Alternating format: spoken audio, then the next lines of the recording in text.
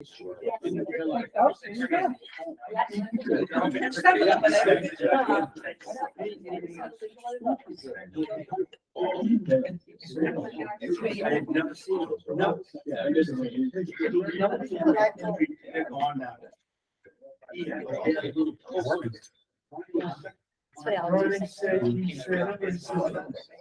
right, in the spirit of town meeting, where I was accused of being a stickler on Monday night about starting on time.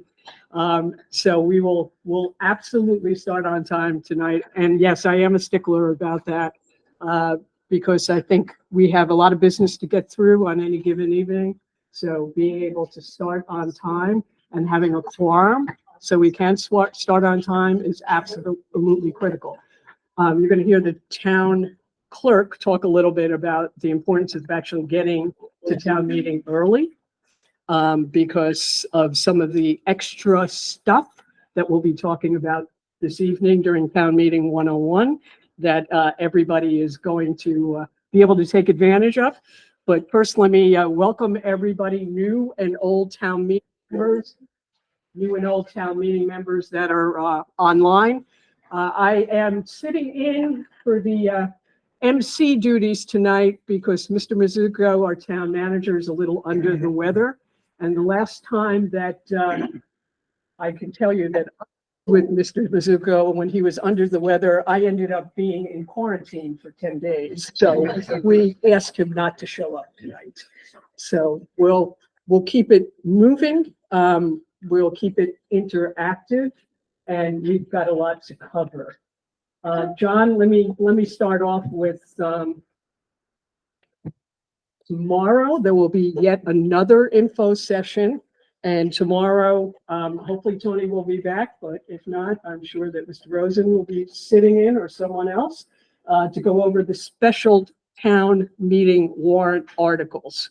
So again, the annual town meeting is pretty much very heavy on the budget, which you heard about the other day, and we'll be hearing a little bit more about with Municipal Finance 101. The special town meeting is a potpourri of articles that have to do with, in the case of the spring town meeting, really kind of closing out the fiscal year. All right. Is there a question back there, sir? Yeah, can I have your name, please? I'm sorry? Your name. Your name. Oh, my name. I should say that. I am Gerri Slater. I am the town moderator. And everyone, the first thing you're going to learn tonight is in town meeting, when you are addressing town meeting, you go through the moderator and you address me as Madam Moderator. I tell this joke every time. I love it.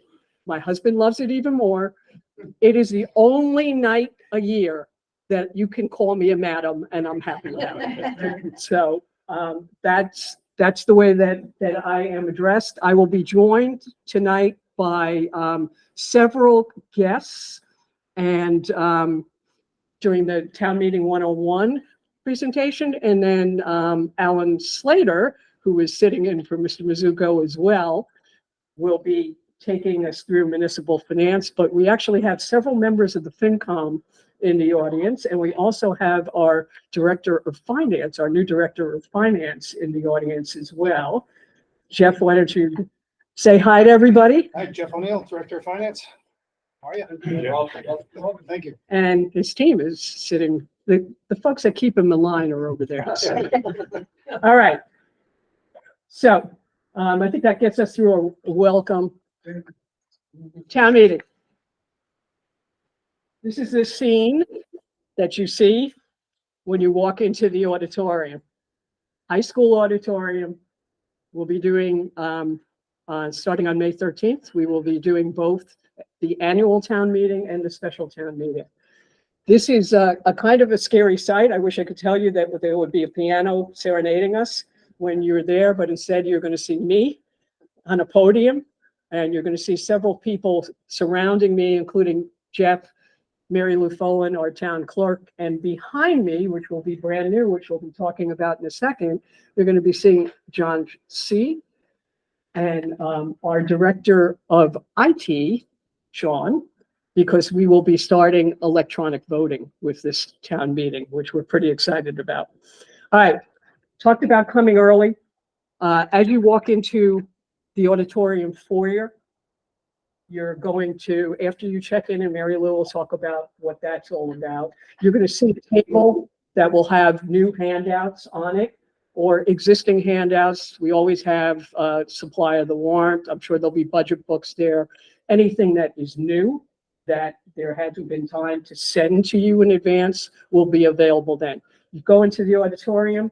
What will be reinstated with this town meeting that we've kind of gotten away from because of COVID is we are asking town meeting members, and we're going to corner off the back of the auditorium. So town meeting members need to sit in the front sections or in the very front of the rear section.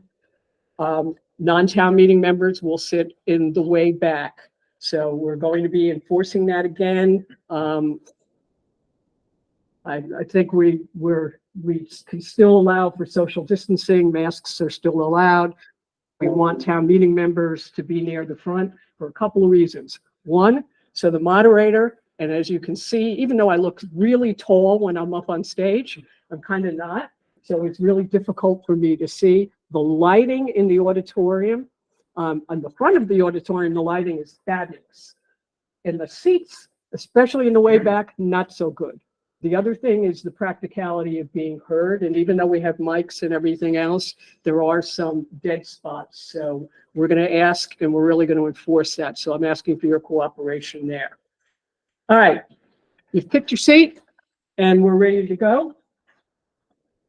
So here are the basics.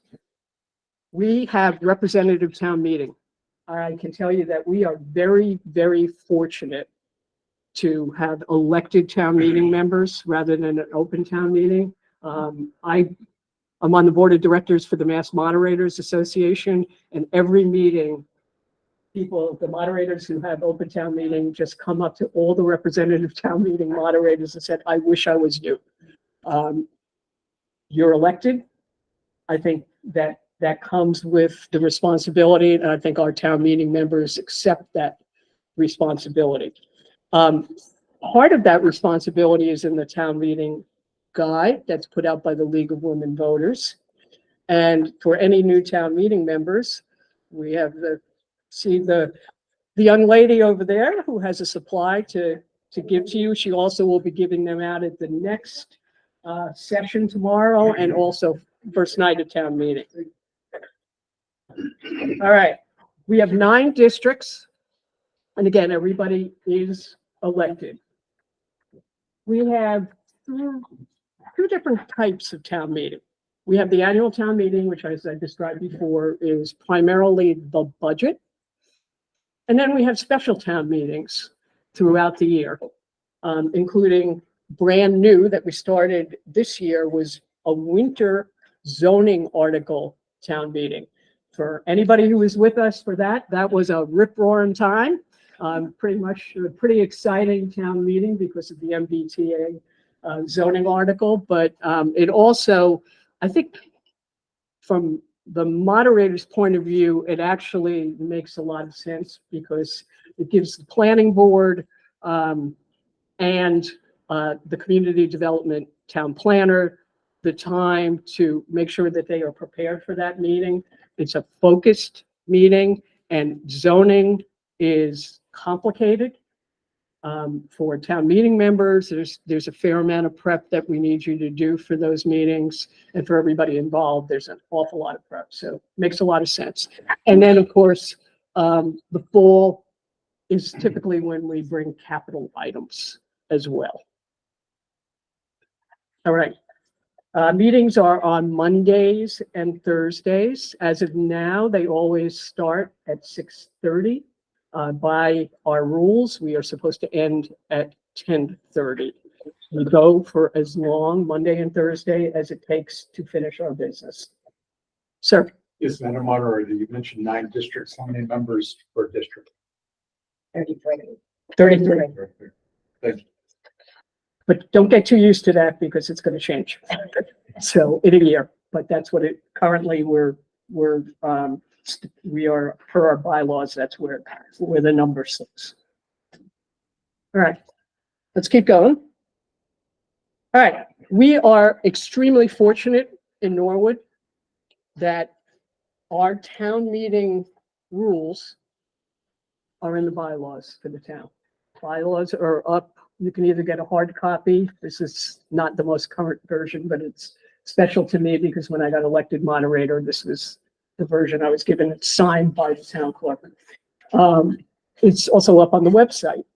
So, which is great. I'll tell you, every time I go to the bylaws on the website, automatically it opens to the town meeting rules. So obviously I've been looking at them a lot. It makes it very simple because most everything is there. And when you think about it, it's rules around our quorum, rules around debate, rules around the different motions that can be made. So a couple of quick things to mention, and this came up at our last town meeting, so I think it's worth mentioning. What a point of order is, which is probably one of the most confusing things that people, town meeting members, don't know how to utilize. That means because you think there is you raise that because you think there's a rules violation. As simple as that. So you think that something is not going on per our rules. It's rare, but it could happen. Nobody is perfect. It is not because you don't like something. It is not because you want to try to open the debate again when it's closed. It's not because you want to offer an amendment. It is strictly because you believe that there's a rule violation. Another one that comes up from time to time, and again, it's the confusion. These two are a little confusion, is point of privilege. Point of privilege has to do with usually a personal issue. It could be, Madam Moderator, point of personal privilege. I think the gentleman next to me needs medical assistance. That's the extent of that particular point. So rarely used, but it could be someone could say that the microphone isn't working. And that's affecting them as well as the body. That would be the time that you would use that. Again, not to say you don't like something, not to reopen debate or anything of the sort. And again, I will, to the degree possible, kind of guide people through that. Our rules talk about how we debate. Our rules talk about who can speak. So at town meeting, and this is one of the things that folks often don't realize, you don't have to be a town meeting member to speak at town meeting. As long as you're a registered voter in the town of Norwood, you can speak at town meeting. You can't vote, but you can speak, and you can also register to speak, which I'll talk about in a second. Also, at times, proponents of articles may have a attorney who is representing them speak on their behalf. You will hear that happen from time to time. Again, that particular individual needs to say, I am speaking on behalf of, and why they are speaking on a particular article. It's usually part of the proponent's presentation when we see that. If you were a town meeting member, and let's go to the next slide, I think. No, I'm sorry. I'll get back to that in a second. Yes. Moderator, business owners also allowed to speak. If they have to do with part of the presentation, technically they're supposed to be a registered voter in town, a business owner who may have property that may be affected by a zoning article. I tend to give, rightly so. They are paying taxes in the town, so it makes sense there. They have been recognized in the past. Good question. So, How many times can you speak on one item? I've seen somebody say, I'm this, then they speak again as that. How many times you allowed to speak on one particular item? So our rules are pretty, basically they give the moderator a little bit of leeway, but I will tell you what our rules say is you shouldn't recognize someone more than once if they've already spoken, unless they are a proponent of the article and they need to address a question that is coming from a town meeting member. I've seen somebody speak 3 times on act, say, I'm a lawyer, I'm this, I'm that. And it's been allowed every time I've seen it, Now, at least twice. typically, you're not going to see it unless it's around a particular aspect of the article where that person happens to be a subject matter expert or needing to address it. I'm not going to call on someone who has spoken already when there are 15 other hands up. What I try to do as moderator is try to let everyone who wants to speak once before I'm going to recognize someone again. Now, we've had people aggressively jump in, and that, again, I try not to gavel people, but unless someone is addressing a particular aspect where they're the subject matter expert, I'm not going to call on them again. I'm going to let other town meeting members speak. To that gentleman's point, if he had a question about that in town meeting, because he wasn't sure if he was somebody that was a proponent of the article, would that be a point of order if he were to ask that? It could be. I mean, the rule is loose, to be honest with you, but I would say it's a point of order. You can, I would recognize it as a point of order. Mr. So-and-so has, gotten to speak twice already and nobody else, all these other hands are raised. That's a good call. All right, the warrant. Mr. Donnelly is going to talk about this in a second, and I know Mr. Donnelly, I'm moving quick to get you up here. The warrant is basically the announcement that town meeting is being called. It is the business at a high level that we're going to address. It may not be the exact motion that we're going to vote on at town meeting. Everything that we vote on is put in the form of a motion. Many cases, it's exactly the same. There are no changes from what's printed in the warrant. But there could be things like an update to a number. That one number may have been printed in the warrant, and when there's a little bit more time, we find out the number is slightly different. That will be noted in the motion. The other thing so think about the warrant as the announcement, town meeting is being called.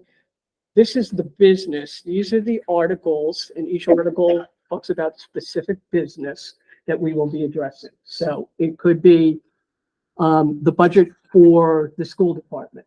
It could be an appropriation to buy land.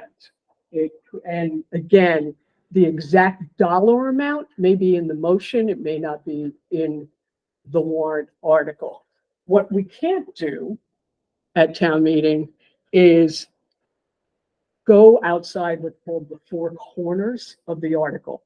So the 4 corners of the article are, if we're put in the warrant that we're going to be voting on a zoning bylaw that affects this particular area in town, we can't then all of a sudden at town meeting start talking about a completely different area of town with a completely different zoning article as part of that particular article or as part of the motion.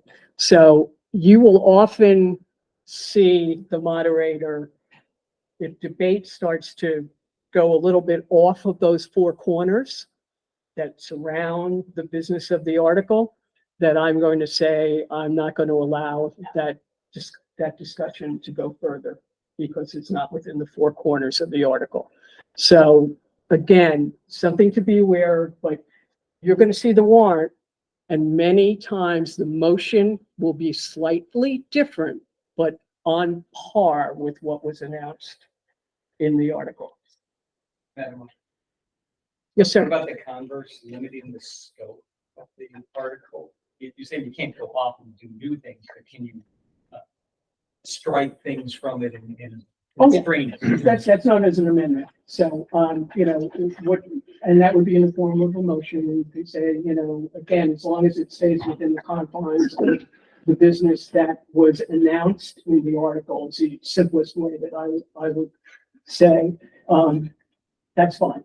And again, amendments happen all the time. I know at this last town meeting, there were a couple of people that said it wasn't fair that somebody made an amendment. That's absolutely what town meeting is all about. That's part of the debate process. There are going to be amendments.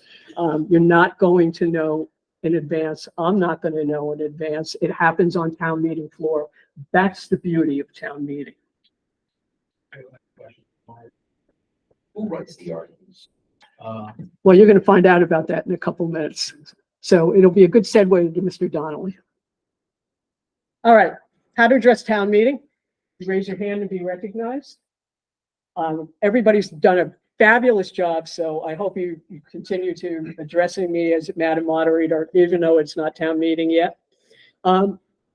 Once you're recognized, either there'll be a microphone to walk up to, depending on where you're sitting, or there'll be a runner who will get a microphone to you. Please wait for that microphone to come so everybody can hear you. If you have a question that you want to address, whether it's to the town manager, whether it's the board of selectmen, whatever, you're not addressing them directly. You're going through the moderator.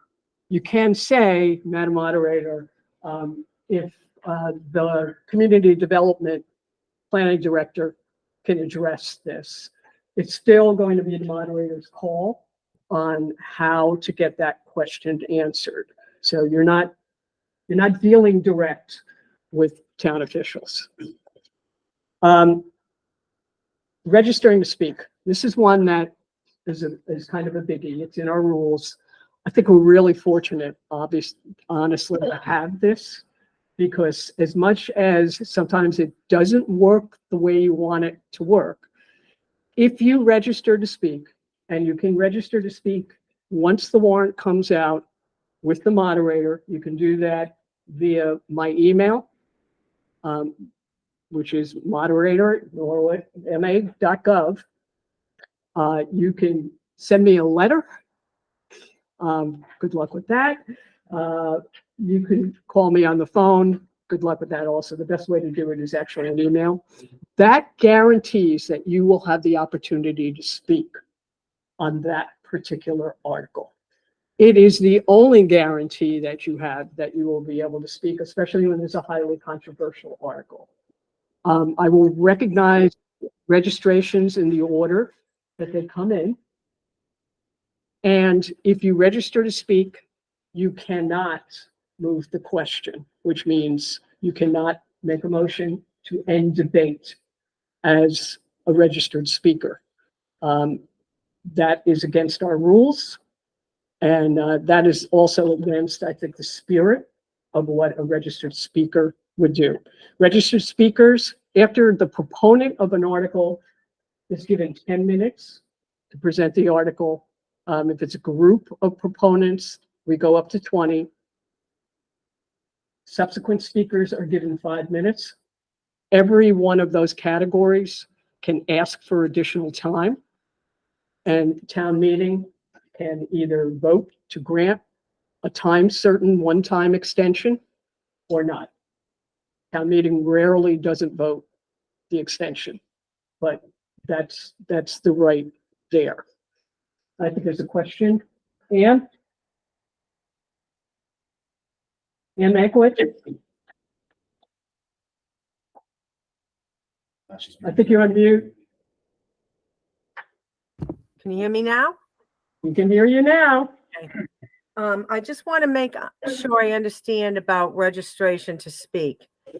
You mean that even before the meeting takes place, like let's say today, I could contact you to be already put on the list to speak? Correct. As soon as the warrant comes out, it is in our rules. So when you take a look at the bylaws and you look at the rules of town meeting, you'll see it right in there. As soon as the warrant comes out, I will accept a registration on a particular article. Okay, follow-on question to that. Has the warrant come out on everything as far as the next town meeting? Yes, it has. Okay, now, I want to know, this is really new to me, and I was very upset at the special town meeting that it was front-loaded with everybody who was pro this 3A. So this is really interesting news that I have never heard before, and I have been to multiple town meetings. So I can register with you to speak as of tonight if I want. I can't do it at this meeting. What is the vehicle for me to register to speak right off the bat at town meeting? So as I said a couple of minutes ago, an email sent to the moderator, which is moderator@norwoodma.gov, is the best way to register to speak. Okay, I missed that piece.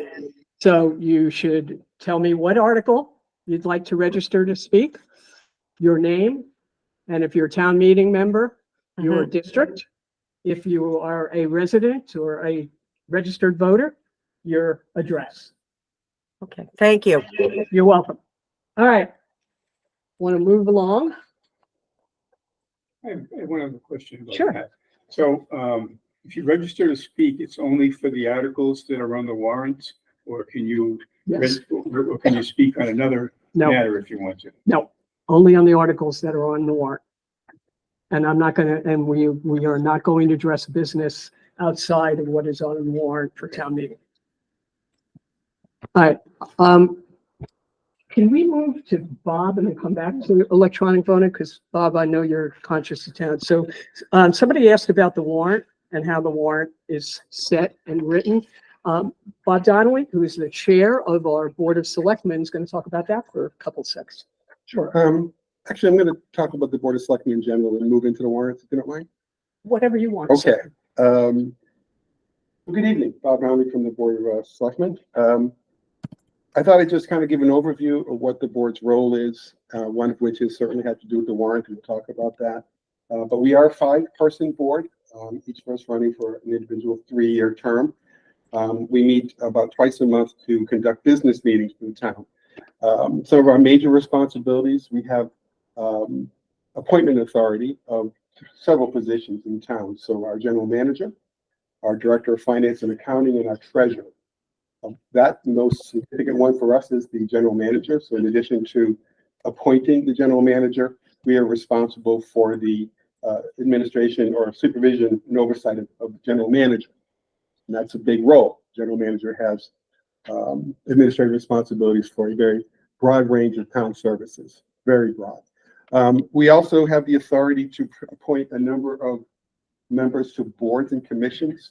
Just to give you a flavor for that, we are the appointing authority for our zoning board of appeal, our airport commission, sustainability commission, disability commission, council of aging, economic development, board of assessors, cultural council, board of registrars, and the cable commission. In addition to our twice a month role sitting at the board, we all participate in other various committees and commissions. So we are members on various boards, including the capital outlay committee, the budget balancing committee, and the community preservation committee. So there's a lot going on with the Board of Selectmen. We also have the authority to grant all licenses, and particularly our liquor licenses.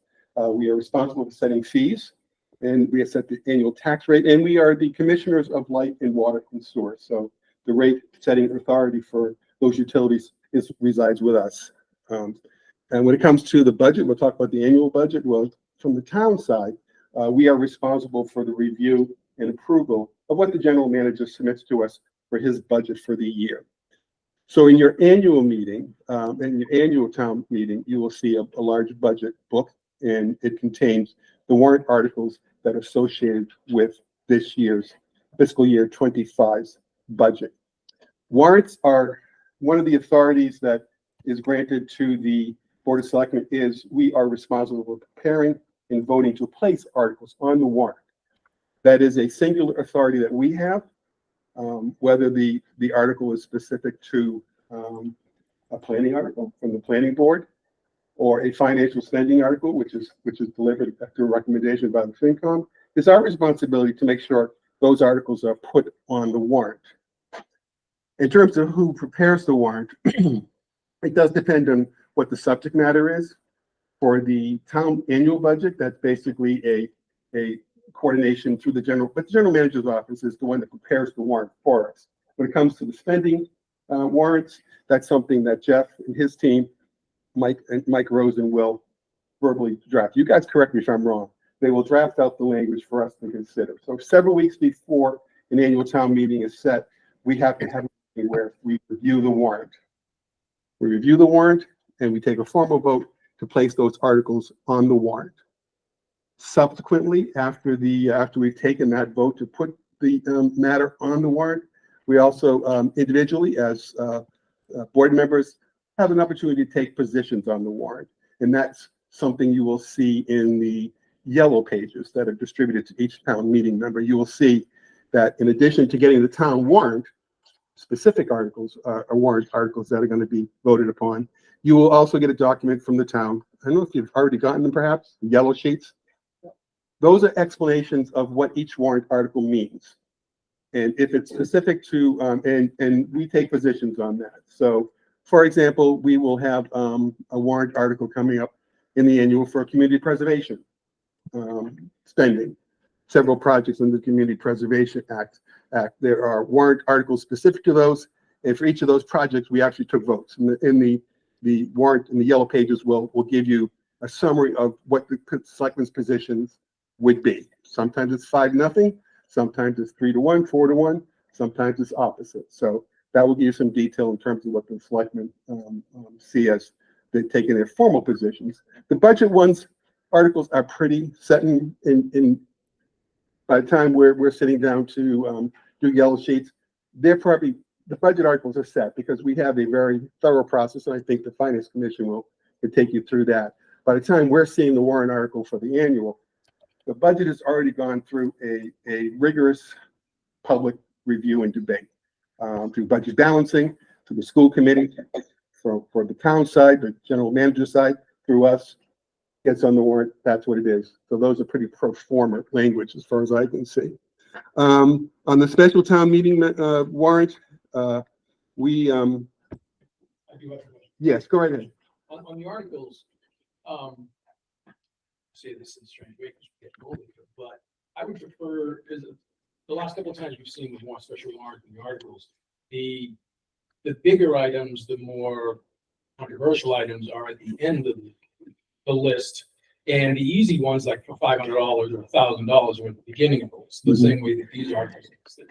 So I would prefer that to be reversed, that while we're all there at 6:30 and fresh, and then when it gets to be 11 o'clock at night, we all want to go home. Mhm. You know, so I would prefer that so who decides in the order? It's the check, but we get the review of the warrant article. If we feel that there is a movement needed in those articles, we'll let the general manager know. But that is the role that the selectmen would play as well. So you like the special meeting, I think the last article is unpaid bills, $2,000 or $3,000 every time. That's always the last article because we know that's going to be non-controversial. Right. So more controversial But I'm ones. sure, More, just look at it, I'm sure you'll see that I would prefer the bigger items earlier. yes. Yeah. Okay. Thank you. Yeah. Any other questions? Yes, sir. So the selectmen voting recommendations, if it's split enough, did somebody abstain or reason why one? It's either an abstention. Yeah.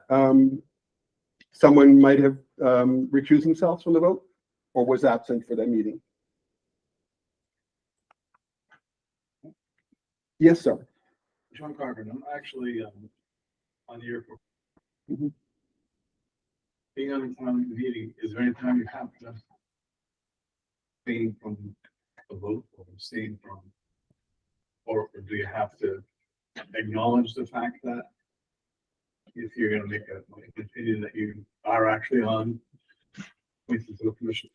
I don't think the commission members would be restricted from voting on a town meeting article. I've never, yeah. Yeah, and look, one of the things that a lot of people don't understand, town meeting is exempt from conflict of interest rules.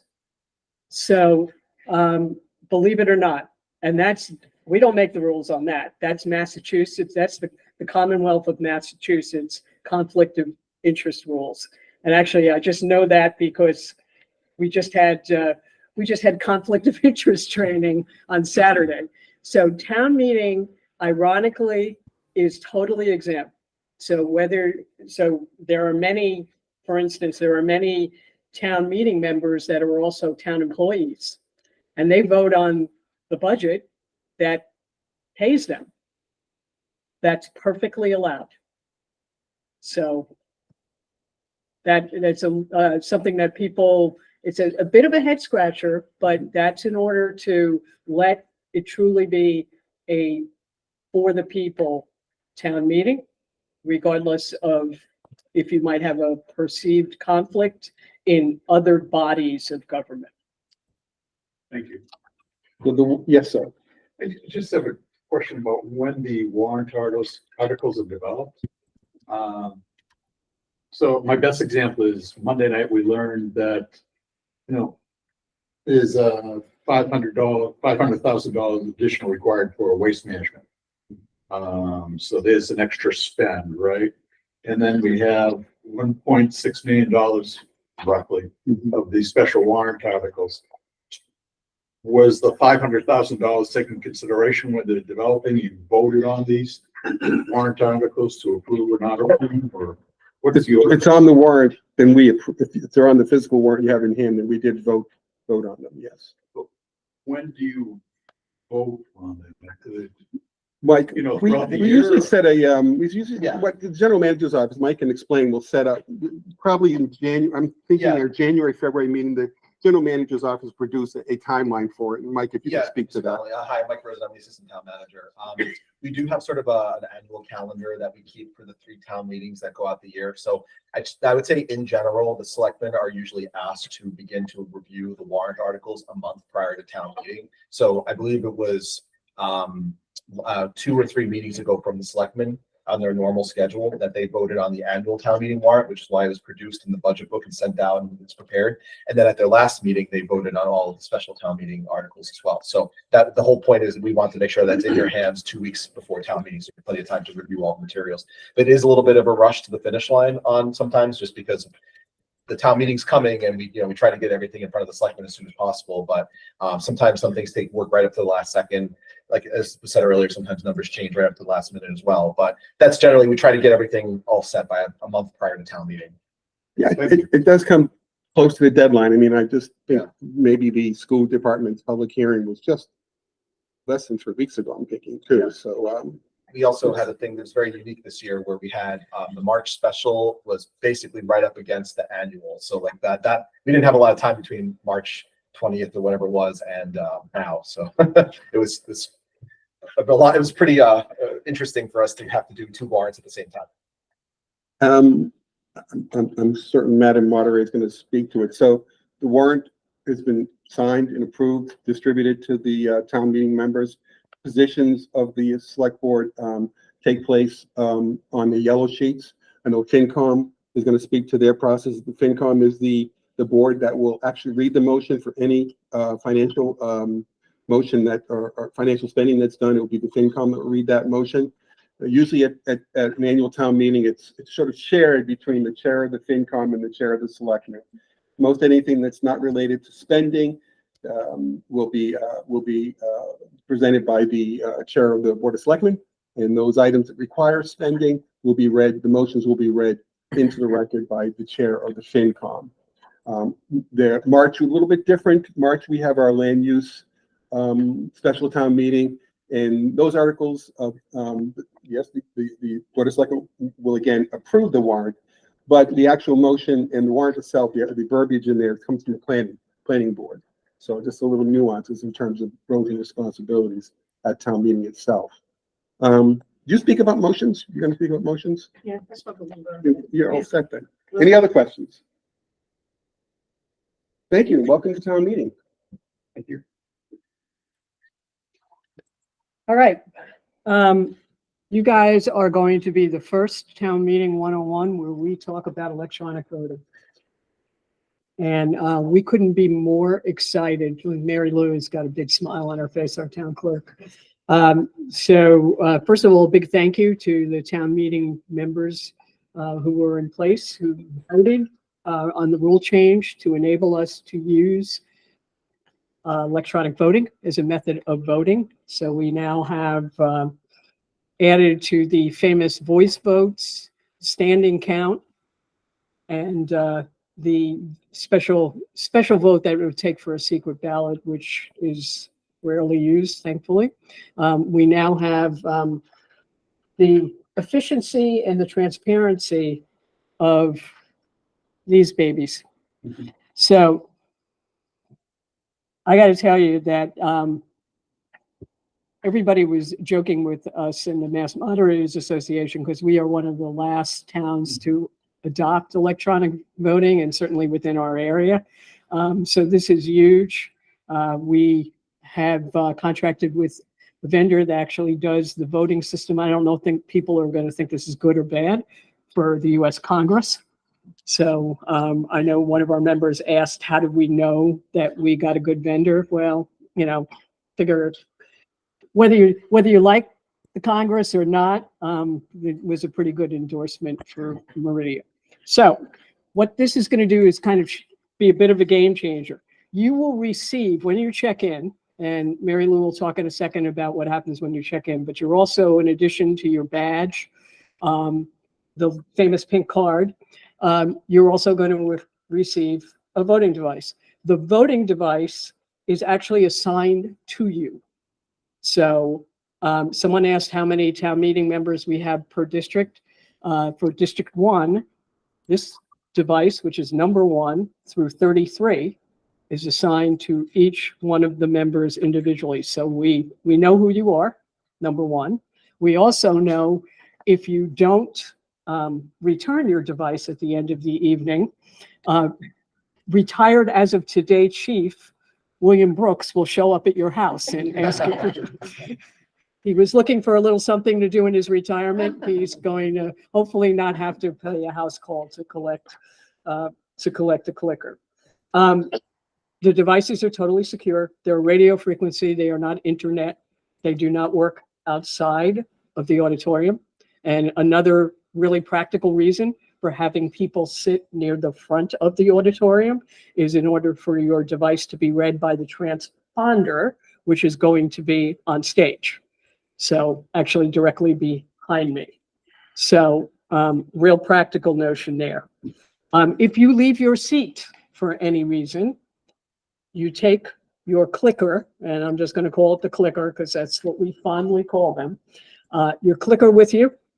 So there will be someone right at the door to take the clicker. If you are going to a restroom, you're getting a drink of water, whatever it may be, they'll hold it for you. And then as you come back into the auditorium, they will hand it back. When town meeting is concluded, like I said, the great staff of the town clerk's office will be standing at the doors to collect your clicker. That clicker will then be given back to you at the next session of town meeting. It is Same clicker. same clicker. You will always have the same one assigned to you. So that for a couple of different reasons. Now you're not sharing your clicker. So I'm gonna say this right now, and I'll say it the night of town meeting. It's your clicker. So you don't say, hey, I'm going to the men's room, just vote for me on the next one. And no, because you're not going to be able to leave without, you're going to have to go back to your seat, get your clicker, and then go to the men's room. So, and there'll be an officer there who will help Mary Lou and her team. That's the question. Are you going to be able to track the vote, or are you just going to get the final tally?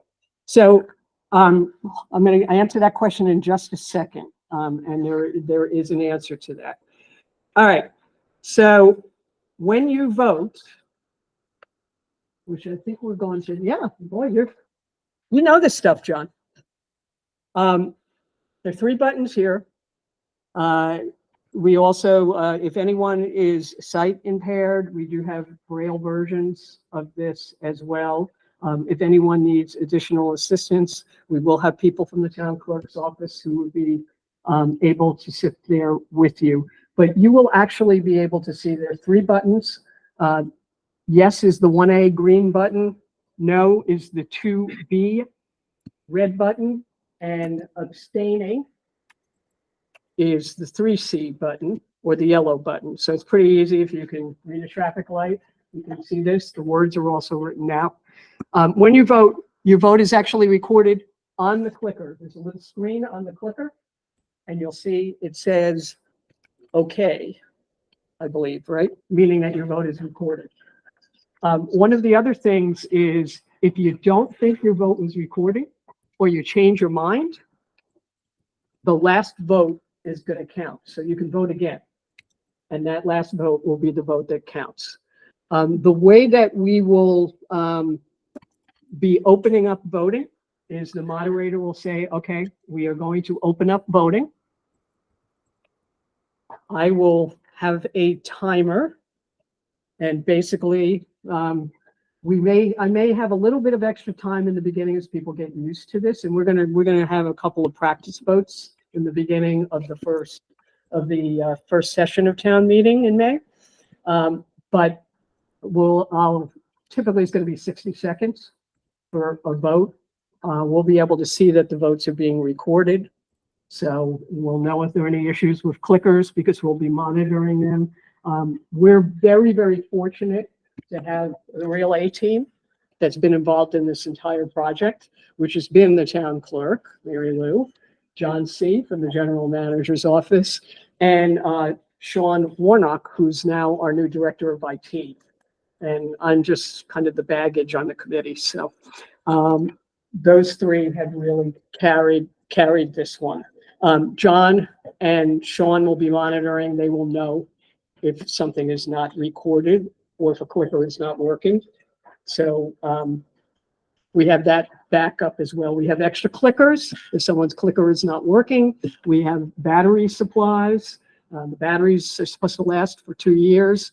We actually bought a supply of batteries just in case, so we have those. All right. Pretty self-explanatory, as I just explained, that basically you're going to see okay in the keypad. And then to your question, the total results will appear on screen.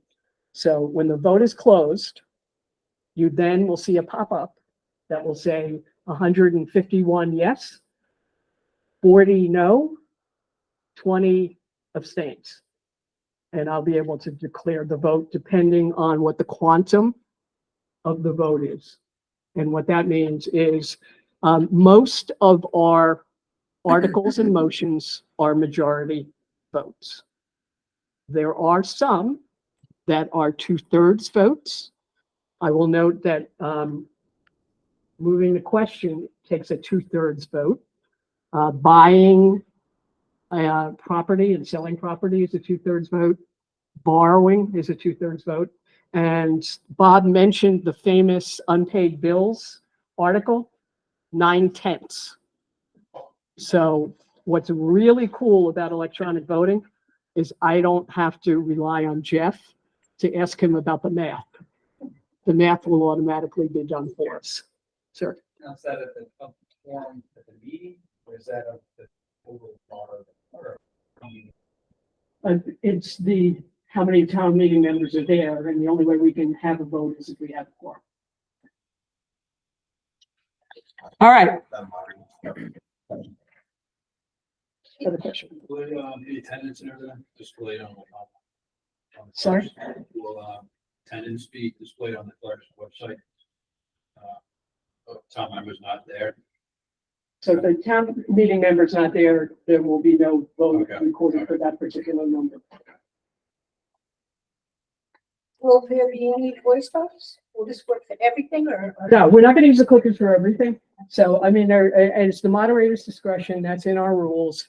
There are some things that, I'm not perfect, but, you know, you can kind of tell sometimes where it's going to be unanimous and we don't need to necessarily utilize electronic voting. So it's the moderator's discretion on when we use it. I will tell you, anything that's going to be a 2/3 vote, we're going to use it. If it's anything other than majority, that's going to be standard operating procedure, as far as I'm concerned, at least coming out of the gate. So every vote will be registered, so if I'm clicker 12, my vote will be under 12. Mhm. Under number 12. Mhm. Do we then, as town meeting members later on, have access to see how people voted? Yes, you do. Madam Clerk, do you want to answer that question? Yes, there will be reports, that we can get from the vendor, but, and then the first time, and we are gonna post the results of how people actually voted the next day on the website. Oh, So it'll be, show up in numbers on the night of town meeting, whatever number you are, or whatever. And then the next day it'll show up who voted how. thank you. That's a question online. And And Yeah, I'm thinking back to some of the things that you mentioned, and maybe I didn't quite understand it. If somebody is a town meeting member and they have a vested financial interest in a particular article passing, should they not abstain from that vote? they don't have to abstain from that vote, and because they are exempt from conflict of interest laws, they might choose to abstain from a vote, and that's a personal choice. I can tell you personally, at one point, there was a vote that would have affected my employer. And if that vote actually, the article was withdrawn, if that article actually happened, I would have personally abstained, but you are not required to, because as I said earlier, town meeting is exempt from conflict of interest laws. Why? That doesn't seem right, because it seems like if anybody has a vested financial interest in an article passing, Hey, Ms. Mankiewicz, that is the Commonwealth of Massachusetts law. So it's not our rule. It is not a recommended practice. It is the law of the Commonwealth. okay, because I have taken several conflict of interest courses as a teacher. And to me, this falls under conflict of interest, but I bow to your authority. And trust me, having just gone through the training on Saturday and having this question be asked, I am very confident in the answer. And again, I know it doesn't make sense, but that is the law, and it is truly to make town meeting representative and for the people. Okay, follow on. How does that law get changed? Because to And me, excuse me, and sorry. another question in the room, Ann Haley. Good evening. Thank you for doing this. I wanted to know that sometimes people are interested in certain things and they come and they vote on those certain things. And then they have to get home because they have children and all sorts of other things to attend to.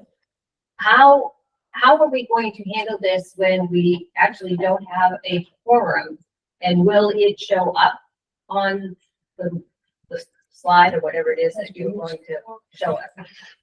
So anyone can question the quorum at any time, and that is in our rules, and that rule will still stand. We would hope that people, since you are representing your districts, that you would stay to vote on everything. But that, just as we're handling it today, the rule will be the same. Just like someone could look in the hall and say, I don't think there's a quorum, and call for a quorum call. It's gonna be I the wondered same. if it was something that would be on your shoulders only. Yeah. Thank you. So Madam Moderator, what is the quorum? 141. 141 Thank you. as of today. We have 280 town meeting members. And that's a great segue. John, I think I finished. Yeah. So now, let me, we've talked about Mary Lou Follen, our town clerk. And now we're going to give her an opportunity to tell you all the stuff that her office does. And I'm going to tell you folks, town meeting would not run the way it runs without Mary Lou and her fabulous team. They do an amazing job, and we are so fortunate. We love good help, not just us, but we have all the help. Really well in the building. Well, first of all, I want to congratulate everybody that got elected as a new town meeting member and re-elected as a current town meeting member. from the election that we just had. The election that we just had, after the election, my staff sent out packets to everybody that was a new town meeting member and current town meeting member as far as a term letter goes. So in the packet, you got a, town meeting bylaws, which were the yellow sheets, the specific town meeting bylaws. That was in the packet. You got a letter explaining, at the term, I call it a term letter, which told you exactly how many years you were elected to town meeting for. They go 1, 2, and 3, depending on what the vote was. That's how you were elected, or if you were write-in, chances are you were just a 1-year member, that type of thing. You also got an email information form, because we are sending most stuff out. We try to send out, we have to do it by law, through the mail, as well as we're trying to get as many email addresses as we can, because we do send out reminders about these sessions. We sent one out this afternoon. So if we can get as many town meeting member email addresses, we're also collecting that.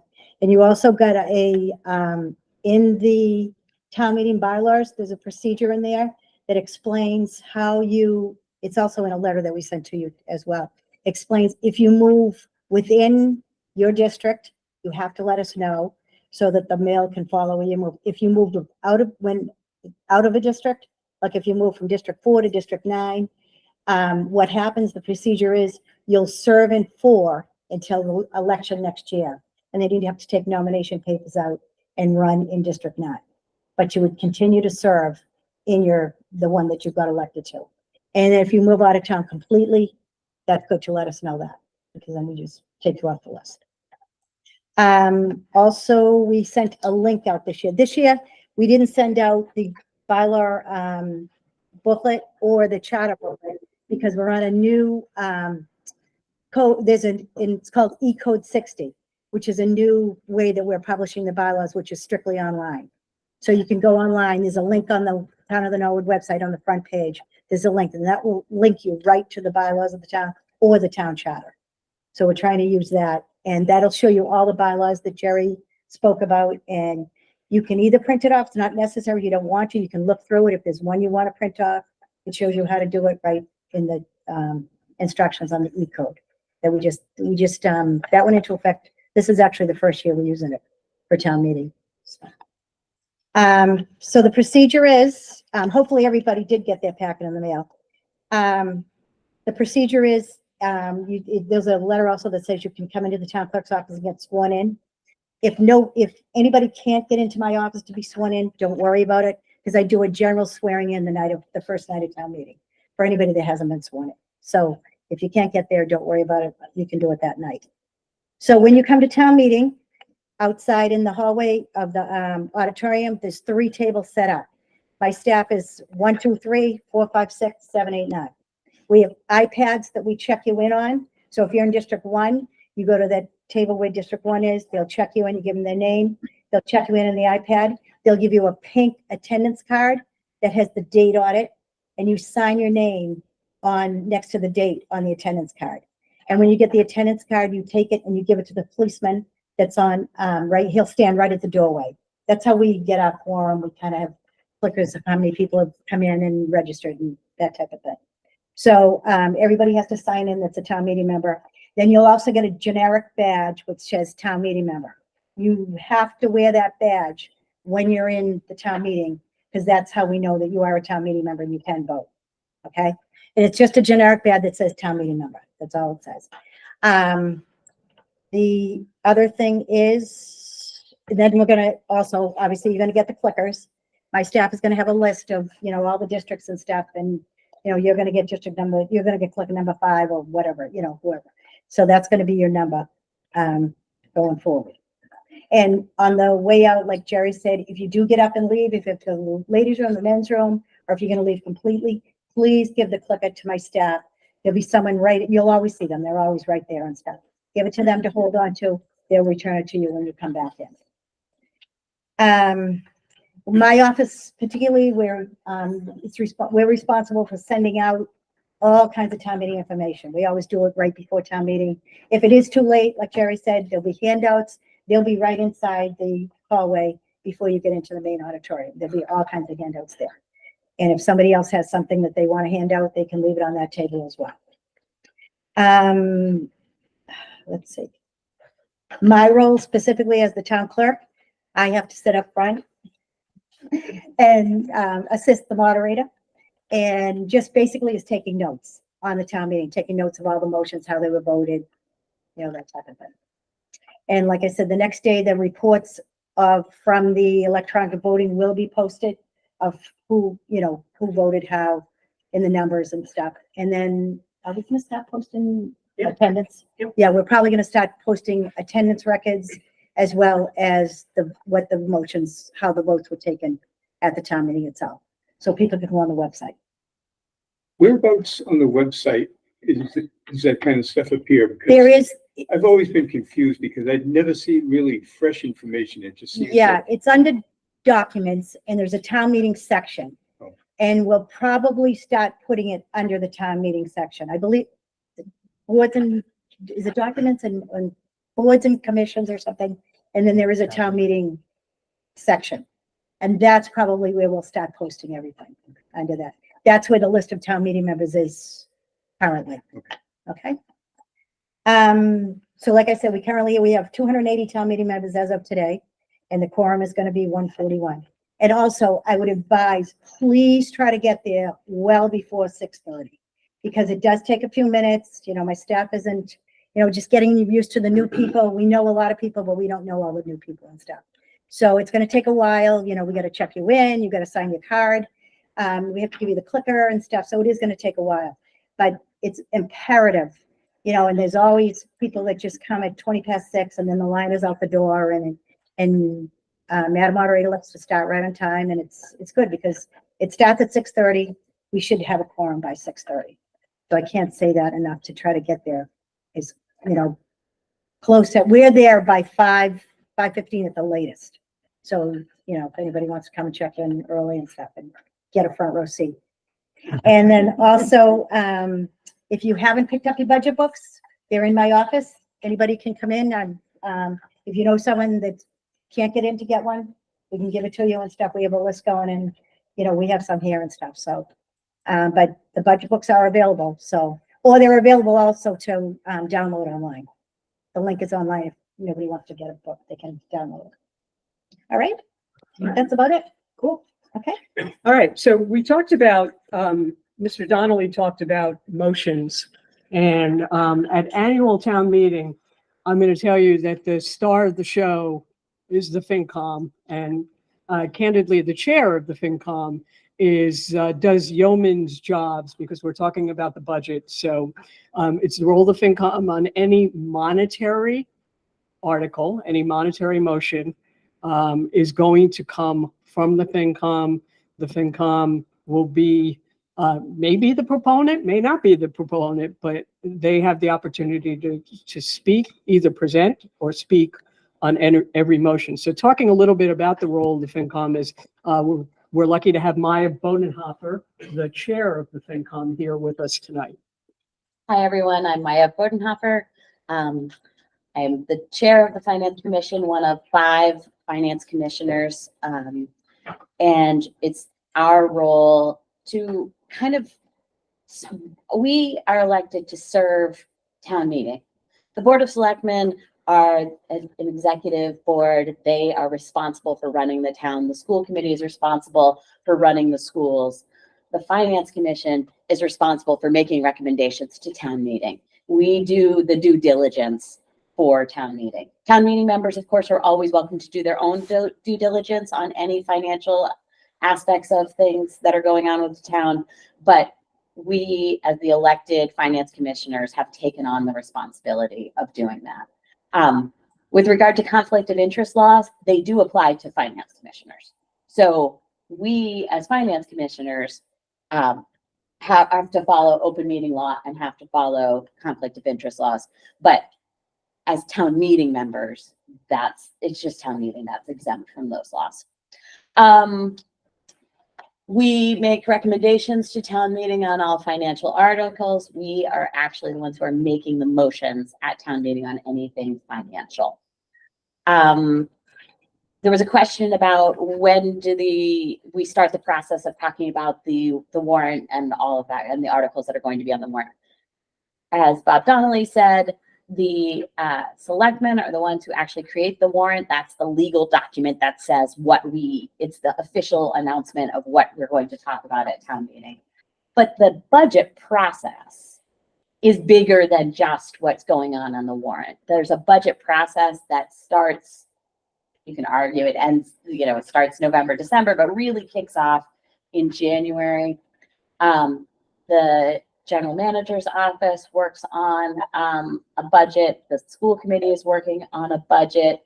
In Norwood, we have what's known as a budget balancing committee. It's a townwide committee. It has 2 representatives from the Board of Selectmen, 2 representatives from the Board of Finance, 2 representatives from the school committee. Also includes the general manager, the director of finance, the superintendent, and the school business manager, all part of this.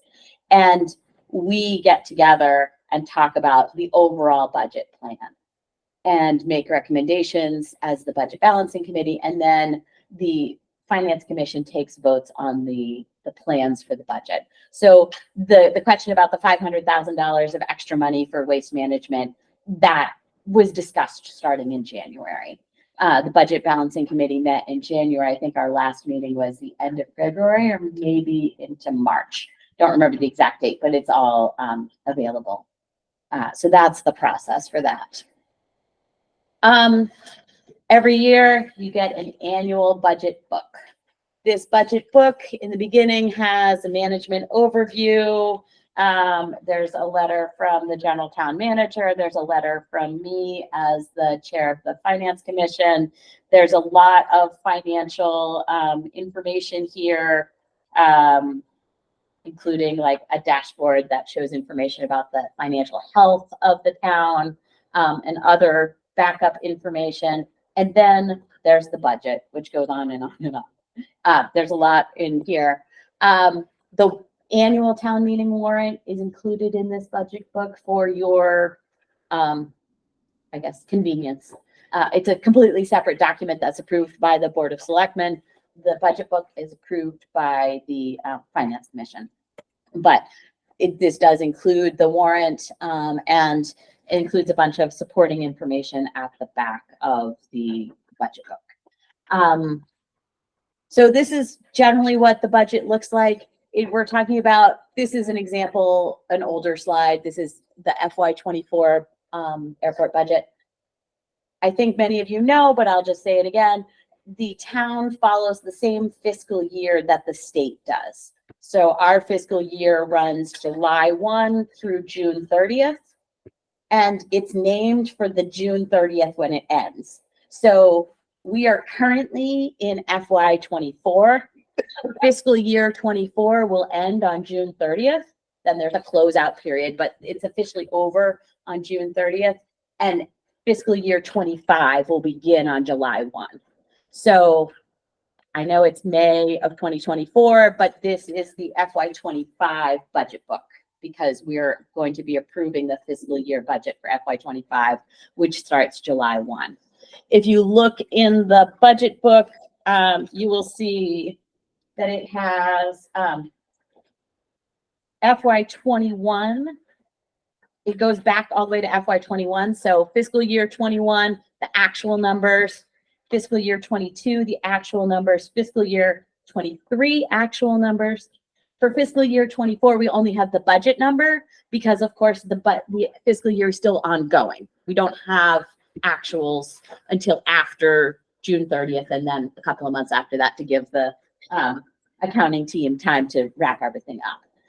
And then, so you'll see the fiscal year 24 budget and then the recommended fiscal year 25 budget. So what we're voting on is this last column. These other columns are for your information purposes so that you can see how things have changed over time. Okay. Want to mention the school budget. The school budget falls under some slightly different rules than the general government budget because of state law and the Education Reform Act was from the 1990s, I think, sometime. So for the schools, the school committee has authority to move things around within the budget. Town meeting votes on the bottom line for the schools. The school committee generally will tell you what their plans are for how they're going to spend the money, but they do have the option to move things around. When the general government budget, it's a little bit different.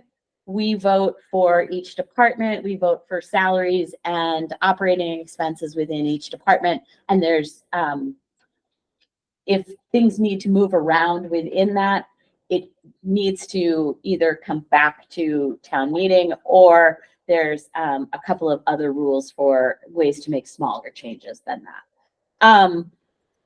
This year, the school committee is putting out a separate document for the school budget, looking at the school budget in the way that they look at it. The numbers that are in here are how our accounting system looks at it, but that's not necessarily the easiest way to understand the budget. So this is the document that they would like you to refer to for the school budget. Bottom line numbers are the same between the two. One of the things that you will get is what we call a pink sheet. We call it a pink sheet because it's usually printed on pink paper. It shows the recommendations from the Finance Commission for what we would recommend for the special town meeting articles. So there's things about, you know, we want to spend, there's a recommendation to spend a certain amount of free cash on a particular item. The Finance Commission will take a vote on that, and then their recommendation will be summarized on a pink sheet, which looks kind of like this. So it's a spreadsheet that just shows all the different categories and what the recommendations are from the Finance Commission for town meeting members. We also will make the motions at town meeting, and so article by article, we will be telling you what our recommendations are. The Finance Commission will be meeting tomorrow night at 6 p.m. and we will be looking at our pink sheets then. Then once we've taken all of our votes on our recommendations to you, then we will be mailing out the pink sheets. So you'll have those well in advance of town meeting. That's it. All right. Any questions about FinCom? Yes. So I just want to get clarity again on the school committee, because it is obviously it's the largest. It is. Item in the budget. They have sole discretion as to how to move them. Yes. The town meeting only approves. The bottom line for it comes to the schools. And again, that's a Commonwealth of Massachusetts law. That's not a Norwood thing. So is there an open session for the school committee? I'm not aware of that. Town meeting members could show up and give their input before. School committee is required to have an annual budget hearing on their budget. That happened about 3 weeks ago. Yeah. Yeah. And yeah, so I guess a little more than, yeah, well, time is flying. So yes, end of March, I think, was the budget hearing. I do know that meeting was recorded by NCM, is available online. You can watch that. Yes. And anybody can attend that meeting. Yes. All of our meetings are public, open to the public, school committee, board of selectmen, FinCom, all open to the public. They're open to the public. That does not mean that people can participate in the meeting. I just want to make that clear, right? The school committee does have, during the budget hearing, there's specifically a time for people to talk about the budget. They also have a public comment period as part of their meeting. The Board of Selectmen does not do that. So you're welcome to sit and watch, but you cannot participate. You can't shout out. The Finance Commission, the same thing. We do not have a formal public comment period, and only the members are allowed to deliberate and vote. In general, the FinCom is a little bit more casual, I guess, or flexible about certain things.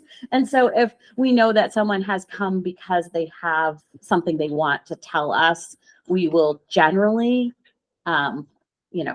hear, but only about things that we are on our agenda that night. We are subject to open meeting law, so we need to post our agenda at least 48 hours in advance of our meeting, and we need to limit our deliberation to those items that are on our agenda. Any other questions? All right, great, thank you. Thanks, Maya. Any questions before we move on to municipal finance? Are there any other questions on town meeting? And I'll be here afterwards if you have other questions. Yes, sir. Since we switched to the electronic voting, if we take an electronic vote, and that falls short of quorum. Yeah, the vote, you can't question quorum in the middle of, but you can question it afterwards. You can, but Once the quorum is questioned and we validate whether we have a quorum or not, candidate would have to adjourn at that point. but the vote, The say vote, it fell short, would still. the vote is stand. still count. If it was declared, So you if it have was to know declared. in advance. of yeah, because again, what's for the rules, it's declared, so. And again, that's been this way forever, in our rules. The only difference that you're gonna have now is it's going to be easier to see. It would be the same thing if we took a Stanley count, you would know what the number is. We have a quick proceeding. Right. You said if it's declared, I'm not sure. So per our rules, the moderator declares a vote closed and declares the actual results of the vote. So once that happens, we're done. question the quorum in the middle of that. No, you couldn't, because that would be ruled out of order, by the way. Afterwards, you could, After it's declared. correct. But, Instead of point of order. but from what I remember of our past practice is that it would still have to come from the floor. The moderator or the town clerk may add it up, but if somebody on the floor does not make the motion, they ain't going to be volunteering it. Right. That's true. Unless there's like only one person in the audience, and then, I mean, I like listening to myself speak, but not that much. So, hopefully that won't happen. I mean, one of the other things that we've done, did not do it, full disclosure, I did not do it for the land use, town meeting, because we really were concerned that if we finished early and met for another night, that we were in jeopardy of not having a quorum, for a lot of different reasons. But for instance, with the upcoming town meetings, but there are certain points where it doesn't make sense. It may only be 10 o'clock, but it doesn't make sense to continue. Either I'm looking and saying, I don't think we really have a quorum, and I don't want to wait for that gentleman over there to raise his hand and question the quorum. Or it's just a natural time. Or we have a article coming up that I know is going to, maybe there's a lot of registered speakers. So I'm the first one to say, let's come back fresh the next day, the next scheduled day of town meeting, and start fresh. And that kind of is to the point too about not having the real heavy, the large articles coming, at 10, starting at 10 o'clock at night, if we can avoid it. So, all right. So Is the count of the town meeting announced if we can be? I'm sorry. Is the count of the present meeting member announced? We'll announce that there's a quorum. There's a quorum. I'm not going to say, we don't say how many people are there. We just know, you will know, for instance, on the 13th, if I gavel and say we have a quorum, that we have at least 141 people. All right. Municipal Finance 101, and we've got the A team here, because not only do we have Alan Slater, longtime FinCom meeting member, but we do have Maya Bodenhofer, and we have Ann Haley from the FinCom, and we have Jeff O'Neill and his team. And we have Alex, our town treasurer, as well, all here. So Alan's going to take us through municipal finance, which is really, really important with annual town meeting coming up. Thank you, everyone, for being here today. Standing in for Tony Mizuko. Found out about 5:30 today that Tony wasn't feeling well, and he asked me to stand in. So this is a typical Tony Mizuko presentation where there's a lot of words and not a lot of time to present it. So let's try to go through this as quickly as we can. Budgets. Again, your budgets are limited by the amount of money that you have to spend. That's why you always say it's a statement of priority, because there's only so much money you can spend. So the different departments will get together, with the general manager and the general government side and try to come up with the budget that's appropriate for each of them. Generally, each of them won't be satisfied with the amount of money they have, but it's really what they have to live with. And lastly, it's a snapshot in time. It's what we think will be our expenses when we prepare the budget. We know that during the year, things will happen. And you have the ability at a special town meeting to amend that budget. If something happens which requires that particular department to need additional funding. This is a sample budget. I think you saw a similar one in Maya's presentation. This is the town clerk's office, not to try to be mean to Mary Lou and try to pick this apart. But in general, it's the salaries and operating expenses. That's what makes a typical departmental budget. Sometimes individual departments may have a small light item for capital expenses. Stabilization fund is otherwise known as your savings account. It's designed to accumulate money for either capital expenses or you have an emergency situation. I think probably about 25 years ago, I think we had an oil spill that the town was responsible for cleaning up. That was funded with money from the stabilization account. The last time I can remember us taking money from the stabilization account was probably about 12, 13 years ago, where we took $3 million to pay off a portion of the cost of the new DPW building, which in turn reduced the amount of money we had to borrow and in turn reduced the amount of money that we had to pay back on an annual basis, debt service. If you go back just for a second, good practice is 5 to 10%. We have about 6%. That's okay. We really should have a little bit more. But again, you have so many competing interests. It's one of the things that the bond rating agencies will look at when they determine what the bond rating will be for specific communities. It's not the only thing they look at, but it's something significant enough for them that they put a lot of weight in what we have in reserves. So the stabilization fund, if you have a good year, do you always increase it even further than that? Yeah, we try to increase it every single year. Really depends on how much money we have available in the budget. There have been a few years recently where we've had very good years with free cash. And the feeling is, let's put it into stabilization.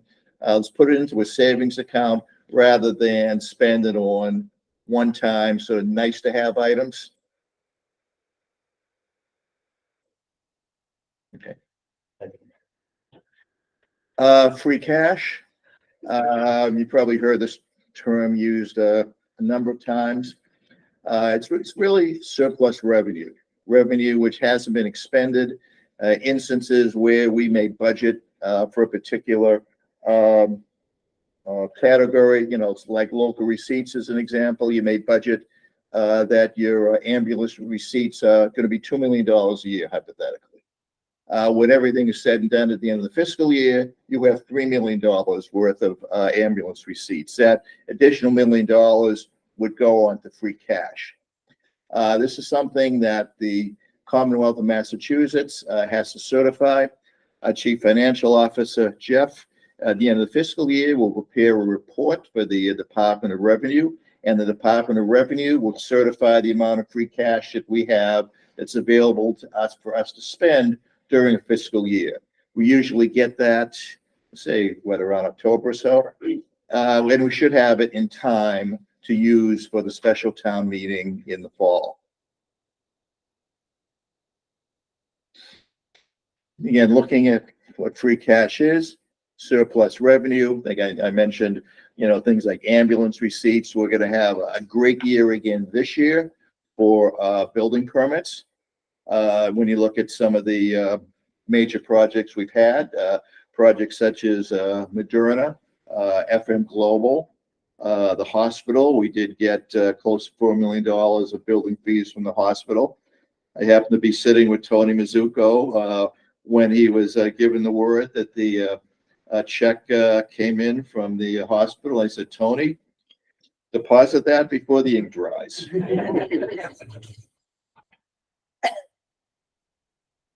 Just a couple of examples of free cash. You assume, somebody gets $1,000 a week, $52,000 a year. They leave, the position is vacant for 5 weeks. The new person gets the same amount.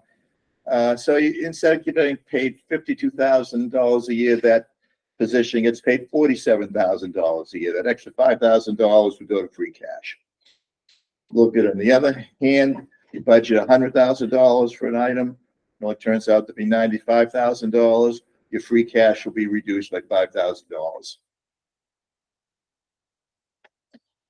Different revenue sources. These revenue sources are going to be found in section 1 of your budget book. Tax levy, can only go up 2.5% a year under a proposition 2.5, plus new growth. New business and new industry moves in the town, but generate additional taxes. That goes over and above the 2.5%. And it also includes, if it could, the debt exclusion from the 2 school construction projects we've had, both the high school about 15 years ago and the new middle school. Your local receipts, your excise tax, auto excise tax, meals, ambulance, building permits. There's about 15 to 20 different categories. State aid, which is otherwise known as the cherry sheet, and other sources, the override stabilization fund, and free cash.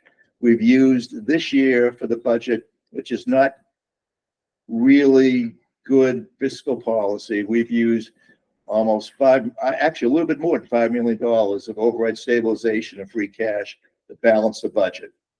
Long term, that's not good policy. Eventually, you run out of those one-time sources. Yes, sir. Just curious, what is pilots?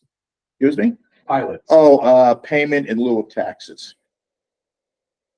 Thank you. Yeah. Could you tell us about the debt exclusion? Okay. Does that help? All right. We've had 2 debt exclusions.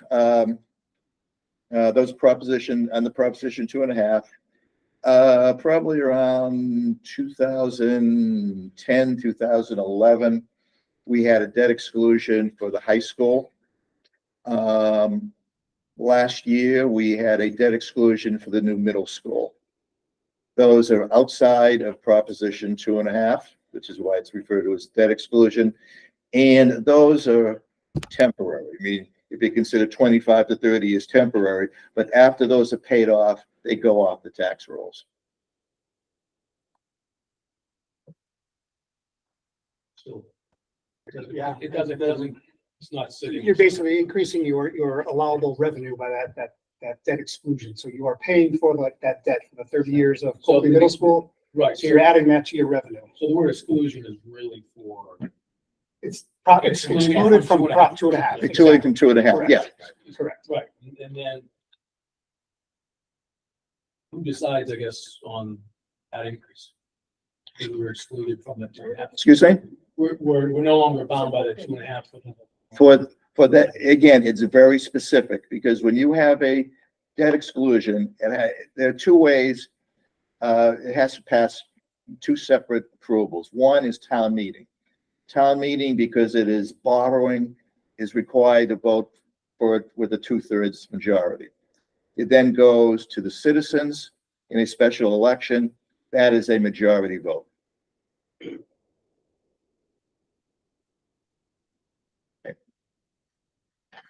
The pilots, the payment in lieu of taxes.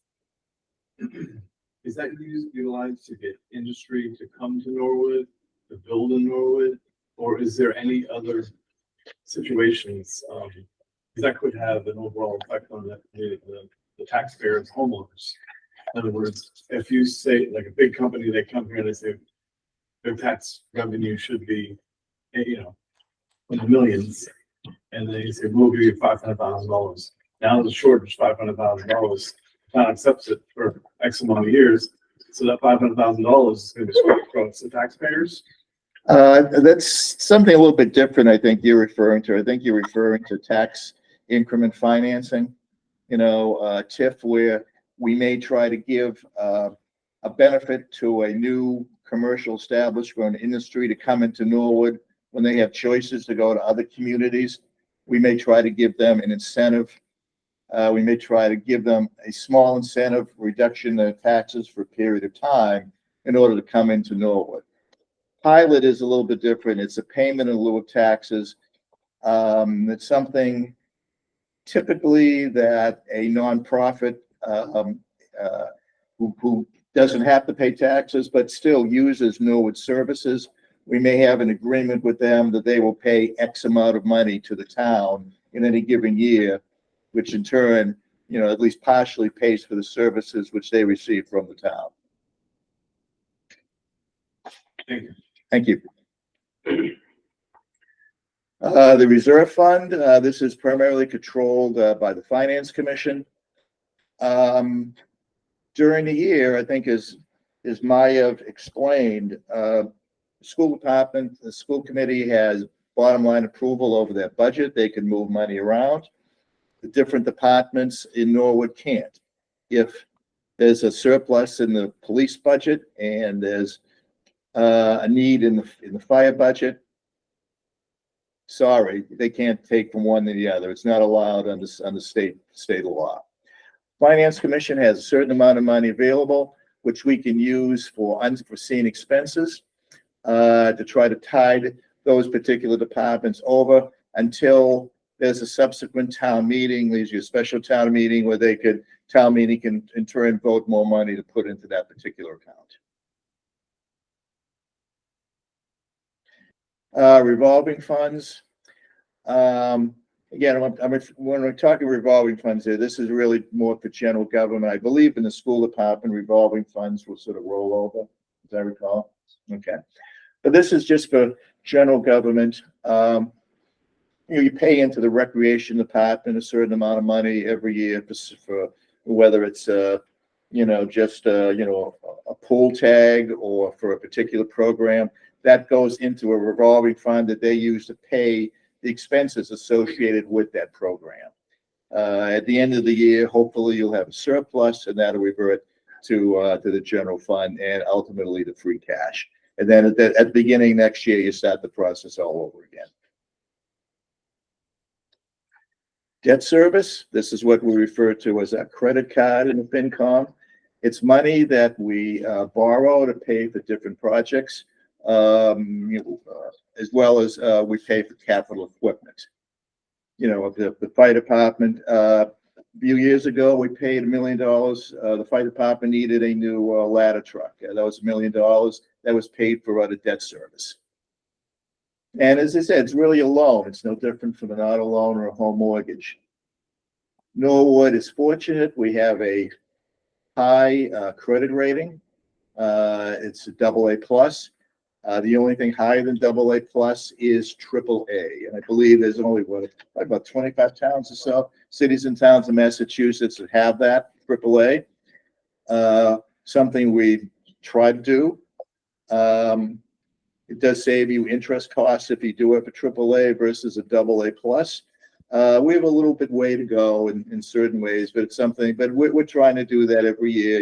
It's with advice from financial advisors, and, maybe we'll get there, maybe we won't, but we still have a very strong, fiscal, policy here in Norwood, and our rating is high. Okay, just go back one second. The last point I think is really important is that municipalities borrow money to pay for capital expenses. You can't borrow money to pay for your operating expenses. It just is not allowed, and even if it was allowed, it would be horrible fiscal policy to do so. We talked a little bit about debt service. Debt service within the levy. Typically, in our fall town meeting, we will have a town meeting primarily associated with capital expenses. And usually that's debt service. Sometimes we can pay for that cash if we have a lot of additional free cash, and we should this year because of some of the high building permits. We can pay for some of the capital projects out of cash. Sometimes if it's a large capital project, we can't. And that'll be debt, and that'll be debt which goes into the general budget. We have a little more than $3 million this year, I believe, of debt on the general budget. And again, this is all in section 1 of your budget book. Outside the tax levy, that's what we refer to as the debt exclusions of Proposition 2.5. And utilities, our water and sewer, our light department, the capital associated with those are paid for out of water and sewer rates or light rates.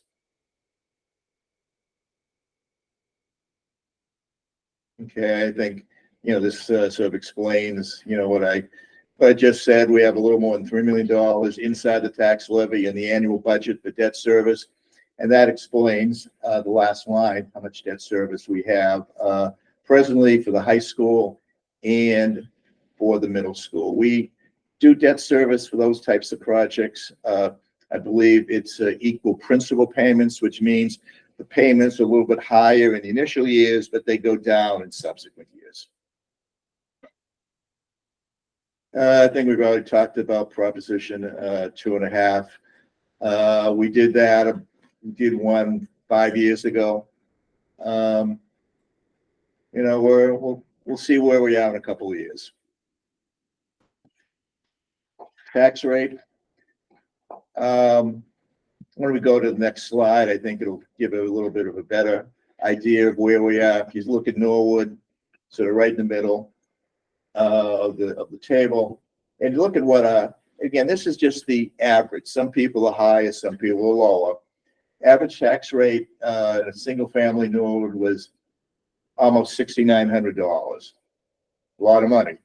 But then you compare that to some of our adjoining towns. Canton is almost $8,000. Dedham over $9,000. Walpole close to $10,000. Westwood close to $15,000. Sharon over $13,000. We pay a lot of taxes in Norwood, but we have a lot of services also, some services which other towns have. And I think in part it's due to the large commercial tax base that we have. Our commercial tax base probably pays close to 45% of our annual taxes. It varies a little bit in a given year, but they pay about 45% of our taxes. They're taxed at a higher rate than the individual citizen is, individual homeowner, and that to a great extent contributes to the, I hate to say it, the lower tax rate. Even though people think we pay a lot of taxes, the lower tax rate as opposed to some of the surrounding towns. Utility funds, these electric and broadband, water and sewer, we pay separately with rates. The important thing about having a utility fund is that the utility funds can only be spent on items related to that particular utility. And you can't spend general fund money on utilities. There is a system, it's referred to as indirect costs. That's chargebacks, where utilities will utilize certain services within general government. They may use accounting services, they'll treasurer services, they'll the bills that you get every month, that's generated by Alex's group. We were able to charge back the utilities for those types of costs. Okay, Community Preservation Act. State act. Individual communities have the right to enter into this or not. We did probably 8-9 years ago, I would think. And it's a surcharge on our taxes. It's 1% for Norwood. It's spent on different types of projects: historic preservation, open space, outdoor recreation. And it's overseen by a committee. In order to spend money, it has to be appropriated at town meeting. The Finance Commission will weigh in on whether we feel it's a valid expense or not. And town meeting has to approve money that is that comes out of the Community Preservation Act. Any questions, by the way?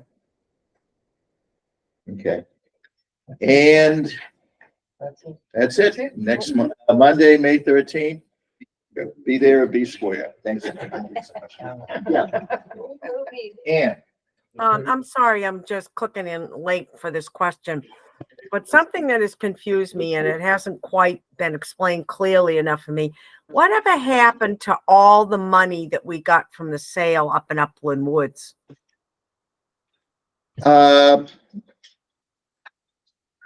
money we got from Upland Woods went in two different areas. One area was to pay off the existing debt service that we had. Mm-hmm. Then there was some additional money left over. That's about $10 million. $2 million of that, I believe, was it for previous capital expenses? I think. Can't remember exactly. Right, sort of indirectly Yeah. to the override stabilization fund. Yeah, but it was really, technically, it was used, I think, for capital related projects. We have about $8 million left over in that fund. Why can't some of that money be used to defray taxes or to pay off the Coakley? According to the Department of Revenue, it can only be used for capital related expenses. Mm-hmm. So, it's sitting in that account until we could come up with what's felt to be appropriate capital type of projects, the fund out of that. Thank you. Okay, anything else? Follow up, Kevin? if by your own statement, DOR says capital expenses Yeah, for the Upland Woods, yeah. wouldn't the Coakley Middle School be a capital expense? That's been funded by borrowing. So that's already been funded. Then But the bonds have already been bought for that. Thank you. I'm just, No. Yeah, we bought $100 million worth of bonds. Sold $100 million worth of. Sold, excuse me. Anything else? then following Yeah. then following on to his question, before we took out these bonds, could we not have used some of that money as capital towards the Coakley? Wasn't the decision that was made at the time, so that's really a moot question right now. I understand what you're saying, but it's the horse is already out of the barn. Well, going forward then, if we have any other kinds of expenses like this, i.e. to prevent a 2.5 override again, could we find some way to tap into those funds such that taxes don't squeeze us any more than they already do? As I said, it can only be used for capital related items. That's directly from DOR. We didn't think that was the case. DOR admonished us.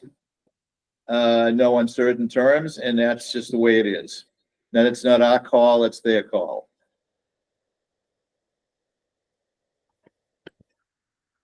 All right. Okay. Thank you, everybody. Can I say one thing? Yeah, oh, go ahead. And I just, this book is full of really good information and it kind of can overwhelm you. I think, it always overwhelms me. And I'm used to it. But on page 4G, number 1. Okay, I'm gonna back up. When you look at the budget, you look at several years worth of budget, and you're gonna be saying to yourself, oh, this went up, this went down, why did that happen? And all of those kinds of things. But once you start reading that, on page 4G1, starts an explanation. So you're not standing there at a town meeting. I mean, Golf. Golf. Okay, thank you. So if you are looking at the budget and how much the budget went up or how much it went down on under 4G, you will find the explanation that the town government has given you for what that movement was, okay? Because otherwise, you ask a lot of questions at a town meeting and everybody goes, oh. And so it's good to have this. It's a really good tool, this 4G, okay? So that it really explains why they did what they did with the budget, okay? Thank you, everybody. Sorry. Thank you. See everybody on the 13th at 6:15. Thank you, everybody online.